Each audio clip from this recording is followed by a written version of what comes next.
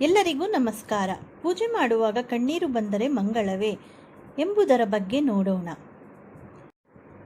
ಪೂಜೆಯನ್ನು ಮಾಡುವಾಗ ದೇವರು ನಮ್ಮಿಂದ ಸಂತುಷ್ಟನಾಗಿದ್ದಾನೆಯೇ ಎಂಬುದು ಈ ಮೂಲಕ ತಿಳಿಯುತ್ತದೆ, ಅಥವಾ ಕೋಪಗೊಂಡಿದ್ದಾನೆಯೇ ಎಂಬುದನ್ನು ಈ ಸೂಚನೆಯ ಮೂಲಕ ಸುಲಭವಾಗಿ ತಿಳಿದುಕೊಳ್ಳಬಹುದು.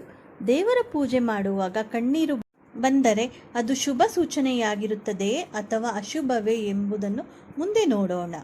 ದೇವರಿಗೆ ನಿಮ್ಮ ಪೂಜೆ ಇಷ್ಟವಾಗದೇ ಇದ್ದರೆ ಈ ಎಲ್ಲ ಸೂಚನೆಗಳನ್ನು ದೇವರು ಶೀಘ್ರದಲ್ಲೇ ನೀಡುತ್ತಾನೆ. ಅದನ್ನು ನಾವು ಅರ್ಥ ಮಾಡಿಕೊಳ್ಳಬೇಕು.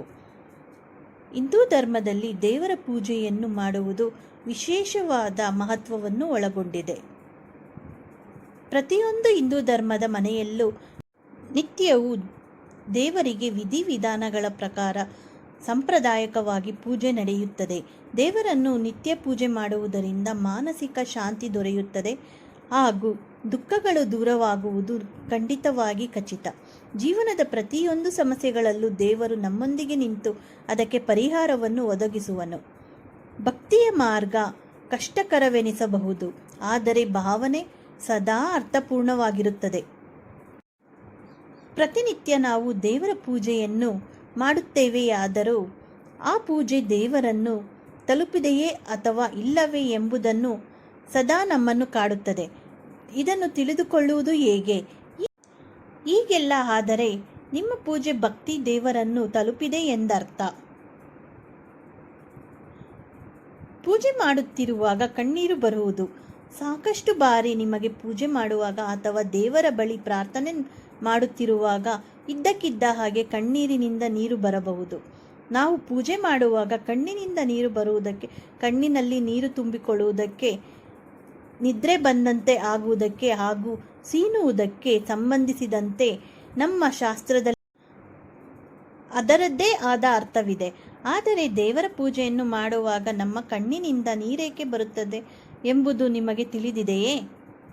ನಾವು ಮಾಡುತ್ತಿರುವ ಪೂಜೆ ಅಥವಾ ಪ್ರಾರ್ಥನೆ ದೇವರನ್ನು ತಲುಪಿದಾಗ ಮಾತ್ರ ಕಣ್ಣಿನಿಂದ ನೀರು ಬರುತ್ತದೆ. ಸಂಜೆ ಪೂಜೆ ಮಾಡುವಾಗ ವ್ಯಕ್ತಿಯ ಕಣ್ಣಿನಿಂದ ನೀರು ಬಂದರೆ ನಿಮ್ಮ ಮನಸ್ಸಿನಲ್ಲಿರುವ ದುಃಖವು ಶೀಘ್ರದಲ್ಲೇ ಕೊನೆಗೊಳ್ಳಲಿದೆ ಎಂದರ್ಥ. ಅಲ್ಲದೆ ನೀವು ಪ್ರಸ್ತುತ ಎದುರಿಸುತ್ತಿರುವ ಸಮಸ್ಯೆಗಳಿಂದ ಮುಕ್ತಿಯನ್ನು ಪಡೆದುಕೊಳ್ಳುತ್ತೀರಿ. ಪೂಜೆಯ ಸಮಯದಲ್ಲಿ ಕಣ್ಣೀರು ಸಹ ಶುದ್ಧ ಮನಸ್ಸಿನ ಸಂಕೇತವಾಗಿದೆ ಎಂದು ಶಾಸ್ತ್ರಗಳಲ್ಲಿ ಹೇಳಲಾಗಿದೆ. ಈ ಸಮಯದಲ್ಲಿ ನಿಮ್ಮ ಮನಸ್ಸಿನಲ್ಲಿ ಪ್ರಚಲಿತದಲ್ಲಿರುವ ಕೆಡುಕನ್ನು ನೀವು ಜಯಿಸಿದ್ದೀರಿ ಎಂಬುದನ್ನು ನೀವು ಅರ್ಥ ಮಾಡಿಕೊಳ್ಳಬೇಕು ಅಷ್ಟೇ. ಪೂಜೆ ಮಾಡುವಾಗ ನಿದ್ರೆ ಬರುವುದು. ಇನ್ನು ಕೆಲವೊಮ್ಮೆ ನಿಮಗೆ ಪೂಜೆ ಮಾಡುವಾಗ ನಿದ್ರೆ ಬರುವಂತೆ ಆಗಬಹುದು. ಯಾಕೆ ಈ ರೀತಿಯಾಗುತ್ತಿದೆ ಗೊತ್ತೇ? ಧರ್ಮಗ್ರಂಥಗಳ ಪ್ರಕಾರ ದೇವರು ಯಾವಾಗಲೂ ಶುದ್ಧ ಮನಸ್ಸಿನಿಂದ ನಿಷ್ಕಲ್ಮಶ ಹೃದಯದಿಂದ ಮಾಡಿದ ಪೂಜೆಯನ್ನು ಶೀಘ್ರದಲ್ಲೇ ಸ್ವೀಕರಿಸುತ್ತಾನೆ. ಪೂಜೆ ಮಾಡುವಾಗ ಒಬ್ಬ ವ್ಯಕ್ತಿಗೆ ನಿದ್ರೆ ಬಂದಂತೆ ಆದರೆ ಆ ವ್ಯಕ್ತಿಯ ಮನಸ್ಸಿನಲ್ಲಿ ಪೂಜೆಯ ಬಗ್ಗೆ ಬದಲಾಗಿ ನೂರಾರು ಯೋಚನೆಗಳು ಮೂಡುತ್ತಿವೆ ಎಂದರ್ಥ. ಅವನ ಮನಸ್ಸಿನಲ್ಲಿ ಅನೇಕ ರೀತಿಯ ಆಲೋಚನೆಗಳು ಬರುತ್ತಿವೆ. ನೀವು ಗೊಂದಲದ ಸ್ಥಿತಿಯಲ್ಲಿ ದೇವರನ್ನು ಧ್ಯಾನಿಸುತ್ತಿದ್ದೀರಿ ಅಥವಾ ಪೂಜಿಸುತ್ತಿದ್ದೀರಿ. ನಿಮಗೆ ನಿದ್ರೆ ಬರಲು ಪ್ರಾರಂಭಿಸುತ್ತಿದೆ ಎಂಬುದು ಇದರ ಅರ್ಥ. ಪೂಜೆ ಮಾಡುವಾಗ ಕೈ ಸುಡುವುದು. ಕೆಲವೊಮ್ಮೆ ನಾವು ದೇವರಿಗೆ ದೀಪವನ್ನು ಹಚ್ಚುವಾಗ ಅಥವಾ ಆರತಿ ಮಾಡುವಾಗ, ಇನ್ನಾವುದೋ ಆಚರಣೆಯನ್ನು ಮಾಡುವಾಗ ಕೈ ಸುಟ್ಟರೆ ಇದರ ಅರ್ಥ ನೀವು ದೇವರ ಪೂಜೆಯನ್ನು ಮಾಡುವಾಗ ತಿಳಿದೋ ಅಥವಾ ತಿಳಿಯದೋ ಯಾವುದೋ ಒಂದು ತಪ್ಪನ್ನು ಮಾಡಿದ್ದೀರಿ ಎಂದು. ಅಂತಹ ಸಂದರ್ಭದಲ್ಲಿ ದೇವರ ಪೂಜೆಯನ್ನು ನೀವು ಸರಿಯಾದ ವಿಧಿವಿಧಾನಗಳ ಮೂಲಕ ಮಾಡಲು ಪ್ರಯತ್ನಿಸಿ.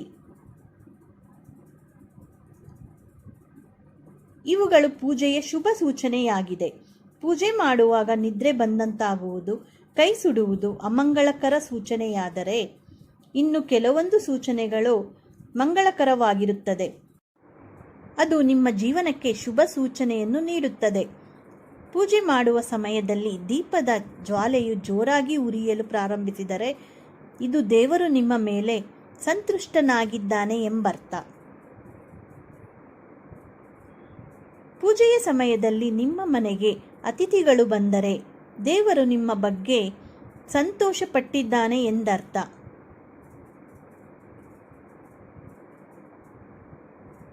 ದೇವರ ಪೂಜೆಯನ್ನು ಮಾಡುವಾಗ ನಾವು ಕೆಲವೊಂದು ಸೂಚನೆ ಅಥವಾ ಘಟನೆಯ ಮೂಲಕ ನಮ್ಮ ಪೂಜೆಯ ದೇವರನ್ನು ತಲುಪಿದೆಯೇ ಅಥವಾ ಇಲ್ಲವೇ ಎಂಬುದನ್ನು ಸುಲಭವಾಗಿ ಅರ್ಥ ಮಾಡಿಕೊಳ್ಳಬಹುದು. ಈ ಮೇಲಿನ ಅನುಭವಗಳು ನಿಮ್ಮ ಜೀವನದಲ್ಲಿಯೂ ಸಂಭವಿಸಿರಬಹುದು. ಈ ಮಾಹಿತಿ ನಿಮಗೆ ಇಷ್ಟ ಆದರೆ ಒಂದೇ ಒಂದು ಲೈಕ್ ಮಾಡಿ, ಹಾಗೆ ಎಲ್ಲರಿಗೂ ಶೇರ್ ಮಾಡಿ. ಮತ್ತೆ ಸಿಗೋಣ ಇನ್ನೊಂದು ವಿಡಿಯೋದೊಂದಿಗೆ. ಧನ್ಯವಾದಗಳು.